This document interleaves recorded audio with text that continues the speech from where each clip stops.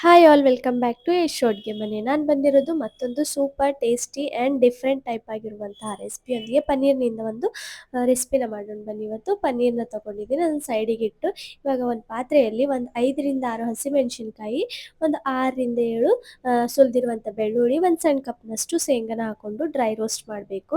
ಅವೆಲ್ಲವನ್ನು ಒಂದು ಸಣ್ಣ ಮಿಕ್ಸಿ ಜಾರ್ನಲ್ಲಿ ಹಾಕಿ ಕೊತ್ತಂಬರಿ ಸೊಪ್ಪು ಕೂಡ ಹಾಕಿ ಅದನ್ನು ಚೆನ್ನಾಗಿ ರುಬ್ಕೋಬೇಕು. ರುಬ್ಕೊಂಡ್ಮೇಲೆ ಇವಾಗ ನಾವು ತಗೊಂಡಿರುವಂಥ ಪನ್ನೀರಿಗೆ ಈ ನಾವು ರುಬ್ಕೊಂಡಿರುವಂಥ ಪೇಸ್ಟ್ನ ಎಲ್ಲನೂ ಚೆನ್ನಾಗಿ ಕೋಟ್ ಮಾಡಬೇಕು. ಕೋಟ್ ಮಾಡಿ ಇವಾಗ ಮತ್ತೊಂದು ಪಾತ್ರೆಯಲ್ಲಿ 1 ಸ್ಪೂನಷ್ಟು ಎಣ್ಣೆ ಹಾಕಿ ಎಲ್ಲ ಕೋಟ್ ಮಾಡಿರುವಂಥ ಪನ್ನೀರ್ನ ಹಾಕಿ ಚೆನ್ನಾಗಿ ಮೇಲೆ ಕೆಳಗೆಲ್ಲನೂ ಚೆನ್ನಾಗಿ ಫ್ರೈ ಮಾಡಬೇಕು.